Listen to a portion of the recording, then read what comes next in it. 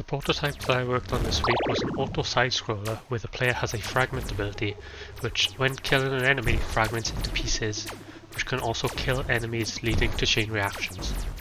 I started by making the parallax background and the moving camera, and added the player movement, which matches the camera's movement. I also then added enemies spawning randomly at different locations on the side. The original enemy was a shark, but since I wanted the enemies to be able to shoot at the player so the player had something else to dodge, that didn't really work because it made no sense. So I found a new sub sprite, which became the player's sub.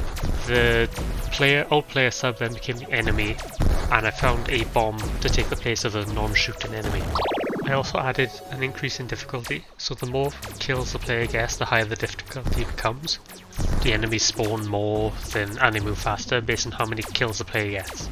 This helps because beginner players, which can't hit the enemies, don't have that big jumping increase in difficulty until they kill them.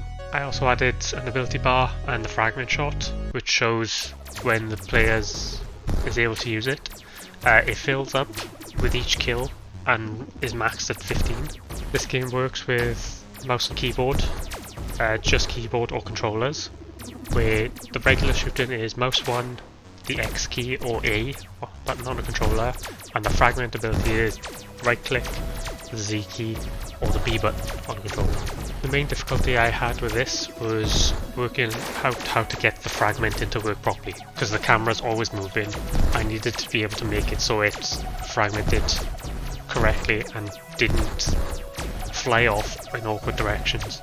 To polish the game, I added a main menu and the end menu with a high score, so the player can constantly challenge themselves to get a higher score. I also added explosion animations on the enemy and the player deaths, and added background music and sound effects for gunshots, explosions. Since I had a lot of assets spawning, such as enemies, bullets, and the explosion animations, I had to create an extra thing around the outside of the camera that despawned them, so the scene didn't get too cluttered and run poorly. Since I wanted to focus on programming side of it, all of the 2D assets are found from online, so the references to them will be in the blog post.